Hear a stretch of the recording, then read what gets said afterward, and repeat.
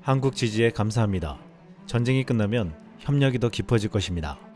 이번 하마스의 이스라엘 공격에 대해 한국 정부는 비판 성명을 내며 이스라엘을 지지했습니다. 지난 10일 아키바 토르 주한 이스라엘 대사는 한국 지지에 대해 감사를 표하면서 이번 전쟁이 끝나면 더 깊어진 협력 관계를 만들자고 말했습니다. 토르 대사는 이번 전쟁이 길어도 한 달 내지 2달 내에는 끝날 것이라면서 과거 용키르프 전쟁 같은 경우도 3주가 채 걸리지 않았다고 했습니다. 그런데 한국을 비롯한 많은 서방 국가들이 이스라엘을 지지하고 있는 가운데 주일 이스라엘 대사는 유독 일본에게 분노를 표출해서 크게 주목받고 있습니다. 주일 이스라엘 대사는 도쿄에서 열린 기자회견에서 일본은 경계해야 하며 하마스가 원조를 통해 무엇을 하고 있는지 살펴봐야 한다. 그것이 정말로 국민들에게 돌아가고 있는가? 라고 말했습니다. 그리고 그는 하마스에 의해 납치된 이스라엘인이 일본에서 팔레스타인에 대한 구호품이 담긴 자루 옆에 묶여 누워있는 모습이 소셜미디어에 널리 공유된 이미지를 보여주었습니다. 이스라엘과 미래의 팔레스타인 독립국가가 공존할 수 있도록 정치적 해결책을 요구하는 일본은 지난 10년 동안 팔레스타인에 23억 달러의 지원을 제공했다고 했습니다. 최근 일본 외무부 고위 관료와 회담을 가진 주일 이스라엘 대사는 이스라엘의 일본이 팔레스타인에 제공하는 지원이 오용되고 있는지 조사하겠다고 제안했다고 말했습니다. 마스노 히로카즈 일본 관방장관은 하마스의 공격을 단호히 규탄한다고 말하면서도 가자지구의 인도적 상황이 나날이 심각해지고 있으며 일본은 심각한 우려를 갖고 상황을 면밀히 감시하고 있다고 말했습니다. 이것은 일본 정부의 입장과 비슷했습니다. 이번에 G7 국가는 하마스의 공격을 비난하며 이스라엘을 지지했습니다. 조 바이든 미국 대통령과 리시 수넥 영국 총리, 주스틴 트루도 캐나다 총리 등은 하마스의 공격을 강하게 비난하는 동시에 이스라엘과 연대를 강조했습니다. 그런데 일본만은 다른 행보를 보였습니다. 일본은 미국, 영국, 프랑스, 독일, 이탈리아 등 5개국 정상들이 발표한 9일 공동성명에 이름을 올리지 않았습니다. 이 성명에는 이스라엘에 대한 경고하고 단합된 지지를 표명하며 하마스 행위에는 어떠한 정당성도 적법성도 없다, 보편적으로 규탄받아야 한다 라고 밝혔습니다. 기시다 후미오 일본 총리는 하마스 공격이 시작된 다음 날인 8일 저녁 SNS에 죄 없는 일반 시민에게 큰 피해가 발생하고 있다. 우리는 이것을 강하게 비난한다 라는 글을 올렸습니다. 이어 이스라엘의 가자지구 반격을 두고 가자지구에서도 다수의 사상자가 발생하는 것을 심각하게 우려하고 있다. 모든 당사자에게 최대한 자제를 촉구한다 라고 덧붙였습니다. 이렇게 기시다 총리는 공격을 시작한 하마스를 비난하면서도 이스라엘의 반격에도 큰 우려를 표명했습니다. 니혼 게이자 신문은 10일 일본 정부는 미국과 보조를 의식하면서도 원유 대부분을 중동에 의존하는 상황을 감안해 한쪽 입장에 치우치지 않는 독자 노선을 찾고 있다 라고 보도했습니다. 하지만 일본 외에도 한국을 비롯한 많은 국가들이 중동 국가들에게 원유를 수입하기에 일본만이 이런 태도를 보이는 데는 다른 이유가 있다고 보고 있습니다. 이스라엘은 지난 2차 세계대전을 비롯해 오랫동안 민족적인 아픔을 가지고 있기에 일본에게 식민 지배를 당하고 6.25 전쟁까지 치른 한국의 아픔을 공유하고 있습니다. 이스라엘은 전범국인 독일을 비롯해 일본에게도 좋지 않은 감정을 가지고 있는데 일본이 오래전부터 과거의 잘못을 지우려는 시도를 못마땅히 했습니다. 과거 유대인 홀로코스트 역사박물관 개관식에서 세계 40여 개국 주요 지도자를 초청했는데 일본인은 단 한 명도 초청하지 않았습니다. 세계적인 강대국인 일본이 초청받지 못한 배경에 대해 이스라엘 일간 예디오트 아로노트는 미국이 원자폭탄을 투하한 히로시마와 나가사키를 홀로코스트와 비교하려 일본이 시도하기 때문이라고 밝혔습니다.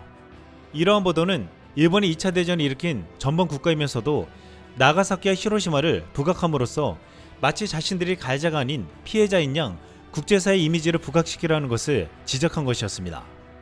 이에 이스라엘은 역사를 왜곡하려는 일본에게 비판적인 입장을 보이면서 주한 이스라엘 대사관은 대사관 중에서 독도와 동해를 유일하게 표기하고 이스라엘 국장교과서에도 동해를 표기하며 독도를 한국 영토로 확실하게 표기하고 있습니다. 한국과 일본 사이에 중립을 취하려는 국가도 있지만 아직도 많은 국가들이 동해를 일본해로 표기하고 있습니다. 그럼에도 이스라엘은 절대적인 한국의 편에 섰다는 것입니다. 일본이 2019년 반도체 수출 규제를 했을 때 가장 먼저 한국에게 도움을 주겠다고 손을 잡은 나라가 이스라엘이었습니다. 이스라엘은 일본과 마찬가지로 원천 기술을 많이 보유한 나라였습니다. 이스라엘은 장비 개발 업체를 포함해 150여 개의 반도체 관련 업체를 보유하고 있고 특히 반도체 생산에 필요한 투가 전자현미경 장비를 만드는 기술력은 세계적인 수준입니다. 한국은 수출 규제가 이뤄지자 이스라엘과 아시아 국가 최초로 FTA를 맺고 일본 수출 규제 리스크를 줄일 수 있는 가장 든든한 파트너를 확보했습니다. 이스라엘은 자율주행 분야와 빅데이터 등 미래 신산업 분야의 원천 기술을 많이 확보해 세계 최고 수준의 혁신 국가이면서도 무엇보다 한국의 반도체 제조용 장비를 가장 많이 수출하는 국가였습니다. 한국은 수많은 원천 기술을 가진 이스라엘과 기술 협력을 하면서 완성차 브랜드가 없는 이스라엘에게 자동차를 더 많이 수출하게 되었습니다. 이스라엘에서 한국 차는 오래전부터 잘 팔렸는데 현대기아차는 9년 연속 일본 도요타를 제치고 점유율의 1위를 차지하고 있습니다. 독일이 그렇게 사과를 했지만 이스라엘인들은 독일 차는 절대로 사지 않았습니다. 또한 한국과 이스라엘은 방산에서도 긴밀히 협력했습니다. FA-50에는 이스라엘제 기기식 레이더가 장착되어 있는데 한국은 KF-21에 들어갈 A사 레이더를 개발하기 위해 이스라엘 엘타사와 기술협력 계약을 체결했습니다. 전면적으로 국내에서 개발했지만 이스라엘은 A사 레이더 하드웨어를 시험평가해주는 역할을 해주었습니다. 이스라엘은 한국산 A사 레이더를 성능평가에 합격 판정을 하며 한국이 자체 기술로 최초 개발한 레이더 기능 부품 성능이 기대 이상이고 훌륭하다라고 극찬했습니다. 이스라엘과 한국의 방산 협력은 1960년대부터 시작되었습니다. 이스라엘이 중동 전쟁을 치를 때 미국의 전차 지원을 요청했습니다.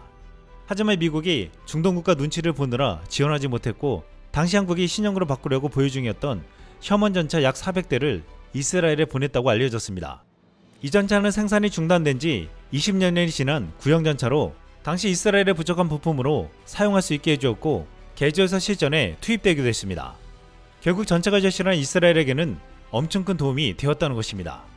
이후 이스라엘은 이에 대한 보답으로 중동 국가들에게 노획한 T-55, T-72와 같은 소련제 전차와 자신들이 싸우면서 얻은 실전 데이터 등을 한국에게 꾸준히 보내줬습니다. 한국의 K1 전차 개발 시 이스라엘의 실전 데이터를 상당히 참고하게 되었다고 했습니다. 특히 K1 전차를 설계 당시부터 중동전에서의 이스라엘의 전차 운영을 참고하여 고성능의 사격 통제 장비를 갖추었으며 이로 인해 초탄 명중률이 매우 높아졌다고 했습니다. 이는 대전차 전투 시 초탄의 대부분의 전투가 완료된다는 한국 전차 전술의 목표를 이뤄냈다고 했습니다. 또한 이외에도 미사일 방어체계 구성, 무기 개발, 대북 제재 등 군사와 안보 면에서 한국과 이스라엘은 튼튼한 협력 관계를 유지하고 있습니다. 하나 시스템은 현재 차기 호위함인 FFX-3, 차기 구축함 KDDX 등 국내에서 유일하게 전투체계 개발 능력을 보유하고 있으며 필리핀, 말레이시아 등 동남아시아 국가에도 전투체계를 수출했습니다. 그런데 최근 하나 시스템이 이스라엘 대표 방산기업 이스라엘 항공우주산업과 손을 잡고 함정 전투체계 수출길에 나섰습니다. 이스라엘 항공우주산업은 방위 및 상업시장을 위한 우주, 항공, 지상, 해상, 사이버 및 국토 안보 분야의 첨단 기술을 제공하는 글로벌 항공우주 및 방위산업 기업입니다.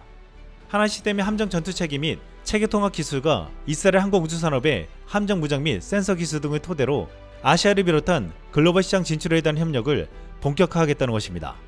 이 두 나라의 협력은 최근 함정을 수출하려 하지만 길을 못 찾고 있는 일본과 비교되고 있습니다.